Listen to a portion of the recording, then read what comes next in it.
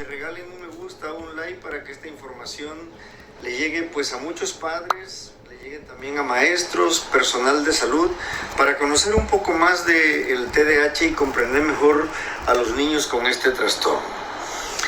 El TDAH fue clasificado como un trastorno del comportamiento en el DSM-4 publicado en 1994. Ya en un video anterior les expliqué en qué consiste esto del DSM, ese Manual Estadístico y Diagnóstico de las Enfermedades Mentales. En este tiempo, pues, el TDAH se consideraba un trastorno del comportamiento y en este manual publicado, repito, en 1994. Se entendía entonces como un problema de conducta de la infancia, por eso se ponía el foco en las conductas observadas, como eran la inatención, la hiperactividad y la impulsividad. Sin embargo, en el actual DSM-5, que fue publicado en el 2013, se clasifica ya como un trastorno del desarrollo neurológico. Por supuesto, el TDAH no es la única problemática que se engloba bajo el término de los trastornos del desarrollo neurológico, ya que también el trastorno del espectro autista, el trastorno del desarrollo intelectual, entre otros, ¿verdad?, también tienen cabida bajo este trastorno. Así tenemos pues que se consideran trastornos del desarrollo neurológico en el DSM-5, pues el trastorno del desarrollo intelectual, repito, los trastornos de la comunicación que afectan el lenguaje, los trastornos del espectro autista, el TDAH, del cual vamos a hablar en este video, y trastornos específicos del aprendizaje y también los trastornos motores. Entonces vemos cómo ahí se engloba una gran cantidad de problemas que afectan al niño en el proceso del desarrollo. ¿A qué nos referimos con esto cuando hablamos de un trastorno neurológico? Bueno, un trastorno del desarrollo neurológico, o también llamado trastorno del neurodesarrollo, implica, como su nombre lo indica, ¿verdad?, que el desarrollo del cerebro es un poco más, vamos a decir, un poco más lento y diferente en comparación con otros niños y adolescentes que no tienen este problema, ¿verdad? El neuropsicólogo Rafael Guerrero, neuropsicólogo español, explica que para entenderlo mejor... Hice parar acá un momento la clase porque esta es la razón por la que a veces hay muchas, digamos que juegos didácticos, algunos libros, algunos cuadernos, ¿no?, que uno le recomienda a una madre para su niño y no lo quieren utilizar porque dicen que ya su niño tiene 10 años, 7 años y que eso es un juego didáctico para un niño de 4 o 5 años. Entonces acá queda demostrado de que el proceso madurativo de un niño con TDAH, ¿verdad?, es diferente al de un niño neurotípico, por lo que ese tipo de juegos o ese tipo de guías le puede funcionar correctamente. Mi recomendación como madre es que lo utilicen, ¿no? Yo considero que si el niño logra realizar las actividades o domina el juego, quiere decir que ciertamente sí, está maduro para ese tipo de actividad. Y si le cuesta y no lo puede hacer es porque el juego o la guía está apta para que él la realice, o sea, para que practique con ese tipo de herramientas hasta que la domine. Para que uno comprenda mejor este problema, hay que imaginar que las carreteras cerebrales de un niño sin TDAH son como autopistas, ¿verdad? Mientras que las carreteras cerebrales de un niño con TDAH son como los caminos rurales, es decir, son caminos como de tierra, ¿verdad? Conduciendo por caminos rurales que estén hechos de tierra o de terracería, pues es más fácil que uno se pierda y que vaya más lento que si fuera por una autopista, ¿verdad? En este caso vamos más rápido. Esta inmadurez en el desarrollo cerebral, porque así se traduce que esto es lo que ocurre, tiene como consecuencia la manifestación de los síntomas del TDAH. Una de las características que tienen en común todos los trastornos del neurodesarrollo es que son de naturaleza crónica, todos los que mencioné hace rato. Los niños y adolescentes que son diagnosticados con TDAH, que son diagnosticados con TEA o trastornos específicos del aprendizaje, pues van a sufrir esa patología a lo largo de su vida. Por eso se dice que son de naturaleza crónica. Es decir, uno, entre comillas, no se cura del TDAH ni del TEA. Ahora bien, si los adultos que estamos cerca de ellos, como son las madres, los padres, los maestros, los profesionales de la salud, terapeutas del lenguaje, terapeutas del aprendizaje, somos capaces de comprender su trastorno y aportarle las estrategias y recursos que ellos necesitan, a pesar de ser algo crónico, fíjense, les estaremos posibilitando una vida adaptada y feliz. Entonces, esto es muy importante que uno conozca este tipo de problemas, ¿verdad? Para poder ayudar a estos niños en forma adecuada y correcta. Cuando hablo de estas adaptaciones, es decir, de ayudar a estos chicos, uno se suele referir a que debemos aportarle a los afectados con TDAH determinados apoyos que estos niños necesitan para tener una vida pues lo más normal y adaptable posible, ¿verdad?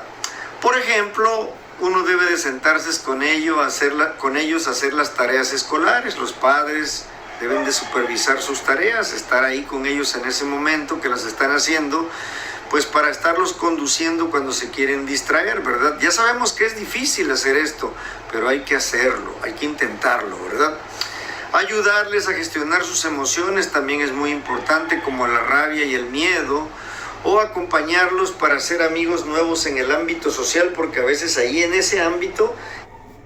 Interrumpo para decir esto, por ahí hubo un comentario en una de mis redes sociales que dice que ahorita lo que estamos haciendo, las personas que estamos haciendo visible, ¿no?, esto del TDAH, dice que estamos exagerando, ¿no?, porque el TDAH no es mal de morirse, y de cierta manera podemos decir que sí tiene razón, el TDAH no es mal de morirse, pero sí tenemos que tener presente que la persona que creció con TDAH y no aprendió a dominarlo, no se le dieron herramientas, estas personas ahorita están siendo, su calidad de vida está siendo afectada, y esto ha sido a causa de no haber recibido la orientación, ¿no?, y las terapias necesarias cuando era conveniente. Sin embargo, hoy en día todavía están a tiempo, pero se hace un poquito más complicado. Entonces, también está bien, no es mal de morirse, pero sí afecta a la calidad de vida de las personas. Ellos tienen muchos problemas y entonces uno tiene que intervenir y supervisar cuando están con otros niños, para cuando la cosa se esté poniendo difícil, pues hacer una sutil intervención y decir, miren, vamos a hacer esto, el otro, etcétera, etcétera. O sea que tenemos que actuar como verdaderos coaching con estos niños, no solo en el ámbito de la familia, sino también esto debería ocurrir en la escuela y debería de ocurrir también en el ámbito social en donde el niño se desenvuelva, ¿verdad? Una de las zonas del cerebro que está afectada en todos los trastornos del neurodesarrollo, que acabo de comentar hace rato, y el TDAH no es la excepción, pues decimos que es una porción del cerebro que le llamamos la corteza prefrontal.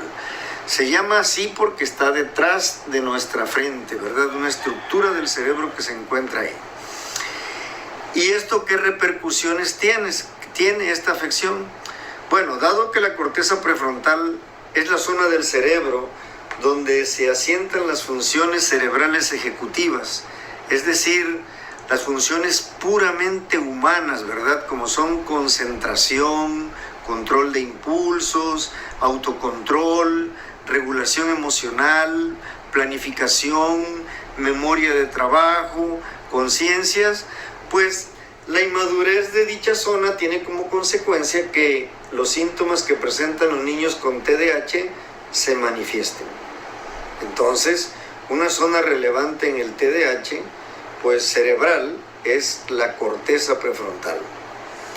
Estableciendo una comparación de esta estructura con dispositivos tecnológicos, pues una comparación muy burda, pero que viene a explicar un poquito esto, lo que ocurre en este trastorno y la afectación de la corteza prefrontal, hace que falle entonces todo el sistema operativo de la función cerebral de quien tiene TDAH. Esto es muy importante saberlo porque a veces confundimos y por el desconocimiento pensamos que estos niños son así porque son mal educados o porque son consentidos o porque la familia no ha establecido ciertos límites en ellos, ¿verdad? No, eso no tiene nada que ver con este problema que se relaciona con una disfunción de la corteza prefrontal. Se sabe que el TDAH altera... Creo que hay que devolver un poquito. Ahí. Planos diferentes y de forma simultánea. O sea, en 3 planos diferentes, pero al mismo tiempo, vamos a decirlo así, ¿verdad? Y esto ha sido producto de mucho tiempo de trabajo y de investigación de los científicos que se han dedicado a estudiar a fondo el TDAH. Hay una alteración o una afección en el plano anatómico, hay una afección en el plano funcional y sobre todo, y lo más relevante, en el plano de la conectividad cerebral de los chicos que tienen TDAH. En el plano anatómico, muchos estudios hechos por varios investigadores a través de estudios funcionales de neuroimagen han mostrado que la estructura cerebral es diferente, fíjense, si comparamos dicho cerebro con el de un niño de la misma edad que no tenga este trastorno. Y también encontraremos que las funciones y la conectividad y comunicación entre las diferentes zonas del cerebro está alterada también o funciona de manera distinta. Quiere decir que en un niño que tiene un cerebro, pues vamos a decir que neurotípico, ¿verdad? De los 3 planos que acabamos de mencionar, en el TDAH la problemática principal es la conectividad entre las diferentes zonas del cerebro. En el TDAH la característica fundamental es la dificultad que tiene la corteza prefrontal para conectarse con el resto de las estructuras o áreas cerebrales, ya que como he estado comentando, en el TDAH existe una inmadurez muy significativa de esta estructura. Cuando hablamos de conectividad, nos estamos refiriendo a un sistema de neurotransmisores que son sustancias químicas que posibilitan la comunicación entre las neuronas. Las neuronas, al igual que nosotros, platican dentro de nuestra cabeza porque, a pesar de que tenemos millones de ellas en la corteza cerebral, ninguna de ellas está conectada directamente con otra. Entre cada neurona existe un espacio virtual que se conoce con el nombre del espacio sináptico. Entonces, para que una neurona se pueda comunicar con otra, tiene que enviar un mensaje químico a través de una sustancia que atraviesa el espacio intersináptico y llega al otro lado de la neurona a un receptor, y entonces se ha llevado a cabo el mensaje. Así es como funcionan las neuronas en nuestro cerebro, en los mecanismos que llamamos de transmisión sináptica. Podríamos decir, por ejemplo, que en este caso, para que se entienda bien, yo estoy enviando un mensaje a través de mis palabras que estoy diciendo, ¿verdad? Yo sería, por ejemplo, una neurona que está de este lado y mando un mensaje que ustedes están escuchando a través de donde estén viendo este video. Y ese mensaje llega a un receptor que en este caso es el oído, ¿verdad? Y así hemos complementado un mensaje que yo quiero que ustedes reciban. Pues las neuronas hacen lo mismo. Tienen un fenómeno de intercomunicación neuronal conocido como la transmisión sináptica, y esto se lleva a cabo a través de un sistema de neurotransmisión que se produce por sustancias químicas y que son sistemas que están afectados en el niño con TDAH. En el caso del TDAH, la mayoría de los científicos llegan a la conclusión, a través de los diferentes estudios que se han hecho, que estos niños tienen menor cantidad y disponibilidad de unos receptores que se llaman dopaminérgicos y noradrenérgicos. Se llaman así porque unos reciben dopamina. ¿Quieres aprender Excel? Aprender a salir de datos así sencillos en Excel y otros reciben noradrenalina. Estos neurotransmisores, fíjense ustedes, la investigación ha demostrado que están implicados en la capacidad de la persona para poder concentrarse. También en la capacidad de poder controlar los impulsos y también en la capacidad de planificar. Es decir, sirven también en el caso del control de impulsos para el autocontrol. Dado que los niveles de estas sustancias están bajos, los niños y los adolescentes con TDAH entonces manifiestan dificultades importantes para concentrarse. Son impulsivas, ¿verdad? Es decir, a veces no saben guardar turno, contestan antes de tiempo. Tú le haces una pregunta y ni la ha escuchado y ya está dando una respuesta, ¿verdad? Tienen además una inquietud motora extrema, ¿verdad? Los niños por naturaleza son inquietos. Mira, quiero agregar algo de la dopamina. Cada vez que nosotros realizamos cosas que a nosotros nos gusta hacerlo o nos sentimos bien, nos da satisfacción, nosotros ahí generamos dopamina. Como los niños con TDAH obviamente les cuesta un poco generar la dopamina, por eso es que ellos tienden a perderle el interés a las cosas que hacen, porque lo que están haciendo no le está generando esta sustancia, que a la larga es necesaria, ¿no?, en las personas. Pero el niño que tiene un TDAH es muy inquieto y lo hace no solo en un solo sitio, lo hace en su casa, en la escuela o en el ambiente social en donde se encuentre, si se compara la actividad motora con la de otros niños, ¿verdad? Y tienen problemas para llevar a cabo una planificación autónoma de sus actividades y efectiva para poder terminar las cosas que estén realizando. Uno nota que al empezar una tarea, si no están supervisados, inmediatamente se distraen y dejan de hacer lo que están haciendo y se ponen a hacer otra cosa. En definitiva, entonces, muchos de los síntomas que manifiestan los niños y adolescentes con TDAH se deben entonces a una disminución de la dopamina y la noradrenalina en el cerebro. En concreto, ¿dónde? En la corteza prefrontal de su cerebro. Asimismo, fíjense ustedes, si se compara el cerebro de un niño y adolescente. Esta es la misma razón por la que vemos personas, ¿verdad?, que no están identificadas con TDAH, que cada cierto momento ellos están iniciando un proyecto nuevo. E incluso nosotros nos quedamos como que, bueno, pero si la semana pasada empezó su curso de repostería y esta semana está empezando un curso de peluquería. Entonces ahí nos podemos dar cuenta que ya esta es una persona que puede estar teniendo un TDAH que todavía no es diagnosticado y tiene que estar iniciando proyectos cada cierto tiempo para poder generar dopamina. Entonces, de una forma inconsciente, ellos hacen esto, buscando generar esa sustancia que el cuerpo necesita. Pero vemos que al cabo de cierto tiempo lo abandonan, o sea, porque les cuesta mucho culminar tareas. Con TDAH, con niños que no lo padecen, se encuentran diferencias significativas. Los investigadores han concluido que el volumen de un niño y adolescente con diagnóstico de TDAH de su cerebro es de una media inferior de 3 a 5% menor comparado con los niños que no tienen TDAH. O sea, sí hay diferencias hasta volumétricas en el cerebro de los niños que tienen TDAH.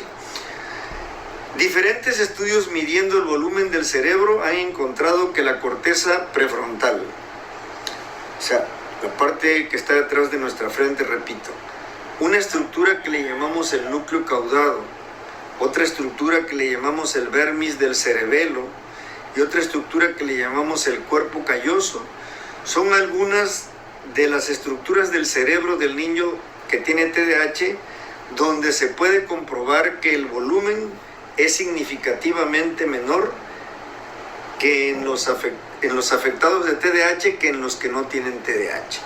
O sea, aparte de la diferencia en la conectividad que ya dije, por una afectación en los mecanismos de neurotransmisión de la dopamina y noradrenalina, también tienen una afección en el volumen del cerebro.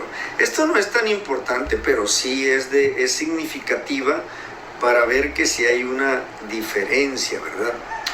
Por último, también la maduración del cerebro con niños que tienen TDAH, la maduración del cerebro de estos niños también tiene un retraso. Esto ya ha sido investigado. El Instituto Nacional de Salud Mental de Estados Unidos comparó el cerebrito de 232 personas con TDAH y el cerebro de un equivalente también de 232 personas sin TDAH. ¿Y qué fue lo que encontraron? Bueno, vieron que el retraso en la maduración cerebral que mostraban las primeras, los que tenían TDAH, era entre 2 a 5 años en comparación con los que no tenían TDAH. Esto se ha visto a través de diferentes estudios de neuroimagen en donde se ven los procesos de mielinización y se ven que están un poquito retrasados, lo cual explica en cierto grado la inmadurez de estos niños. Asimismo, ¿verdad? Cuando se hacen estudios electroencefalográficos de los niños que tienen TDAH, la mayoría de esos estudios muestran un predominio de la actividad cerebral lenta en comparación de los niños que no tienen TDAH, y este fenómeno se ha descrito como de una inmadurez bioeléctrica, se dice, ¿verdad?, que tienen. En muchos niños... Bueno, esto sí está comprobado y yo puedo hablarlo por experiencia propia porque pudieron detectarlo en mi hijo. Y así como explica que hay un retraso madurativo, bueno, acá en Perú no se le dice retraso, se le dice inmadurez, porque cuando nos referimos a retraso ya es un caso más severo, ¿no? Inmadurez tiene 3 años, 3 años de inmadurez, así como dice, eso puede estar de 2 a 5 años, ¿no? Entonces, esta es una de las razones por las que a mí me gustaría que a nivel educativo puede haber un poquito más de conciencia. A un niño con TDAH no se le puede hacer las mismas exigencias que a un niño neurotípico. Y tampoco podemos estar, ¿verdad? Esto siguiendo hablando del término educativo, no podemos estar que porque el niño no cumple las competencias básicas que se le exigen, entonces lo ponemos a repetir el año. Si el niño puede estar entre 2 a 5 años de inmadurez, entonces cuando lo vengamos a sacar de la escuela primaria, ¿de qué edad va a salir el niño? O sea, va a salir de la escuela primaria, por lo menos en el caso de mi hijo le corresponde salir a los 12 años. Con los 3 años de inmadurez, entonces él va a salir a los 15 años. Podríamos decir que todavía estaría bien, pero entonces un niño que tiene 5 años va a salir a los 17, 18 años. Por lo menos yo de mi parte no estoy de acuerdo con esto. Creo que debe haber otro proceso, otra manera de cómo nosotros debemos manejar eso en cuanto a lo que es la parte educativa, pues. Con TDAH el electroencefalograma puede ser normal y eso no descarta el diagnóstico, ¿verdad? Porque el diagnóstico, si se reúnen los parámetros clínicos que se ajustan a los criterios diagnósticos del DSM-5, pues está muy cerca a lo que es este tipo de problema. Y en algunos niños que tienen el TDAH como tal, el electroencefalograma puede ser normal, pero en una proporción bastante importante puede tener datos nada más de actividad, exceso de actividad lenta, se dice, ¿verdad? El electro muestra ondas un poquito desfasadas en relación a lo que le corresponde a la edad. En conclusión, vemos entonces que sí hay importantes alteraciones anatómicas y funcionales, fíjense ustedes, como lo acabo de comentar, y de conectividad cerebral en los niños con TDAH, con una implicación importante de la corteza prefrontal. Esto es importante recalcarlo. Y una disminución de la concentración de 2 sistemas de neurotransmisores, el sistema dopaminérgico y el sistema noradrenérgico de esta región del cerebro, que permiten una conectividad adecuada entre diferentes áreas del cerebro que falla en los niños con TDAH. Entonces, en síntesis, lo que acabo de decir es el mecanismo neurobiológico se podría decir que explica la sintomatología del niño que tiene el trastorno de la atención con hiperactividad. El diagnóstico oportuno de este problema, no nos vamos a cansar de decirlo, evita consecuencias en el ámbito social, en el ámbito familiar y en el ámbito escolar. Y asimismo les permite tener una vida futura bastante adecuada y en muchos de ellos normal, ¿verdad? Los tratamientos farmacológicos de los cuales les hablaré en otro video, pues tienen como función regular la concentración de dopamina y noradrenalina para que se alcancen las concentraciones adecuadas en las partes del cerebro, específicamente, repito, la corteza prefrontal, que regula la atención, el autocontrol y la impulsividad. Entonces, esto es importante saberlo, porque los medicamentos se dan fundamentalmente para modificar este sistema de neurotransmisión que está afectando. Bueno, vamos a dejarlo hasta aquí. De los medicamentos hablaremos después. Yo no comparto mucho lo de medicar a los niños con TDAH. Tengo mis razones. Pero ya un adulto con TDAH sí considero que debe ser medicado. Si le detectan el TDAH ya siendo adulto, sí debe ser medicado. Bueno, lo vamos a dejar hasta aquí. Y una de las cosas que he entendido yo, espero que ustedes también, es la importancia, ¿verdad?, de tener un diagnóstico temprano. Porque así, formando un equipo con los especialistas de la salud y con los maestros del niño, más la familia preparándose y siendo informada, se puede lograr, ¿verdad?, que el niño pueda tener una vida, digamos, que pueda ser feliz y que pueda lograr todas las cosas que quiere lograr. O sea, que se pueda convertir en un individuo apto para enfrentar la sociedad, ¿no?, que es uno de los miedos de nosotras como mamá. Bueno, si te gustan este tipo de videos, este tipo de reacciones, me gustaría que te suscribas al canal, que me des me gusta y bueno, me puedes dejar un comentario de qué tema te gustaría que habláramos, qué tema te gustaría que reaccionáramos acá, para que sigamos avanzando con este tema. En los niños que tienen el trastorno de la atención.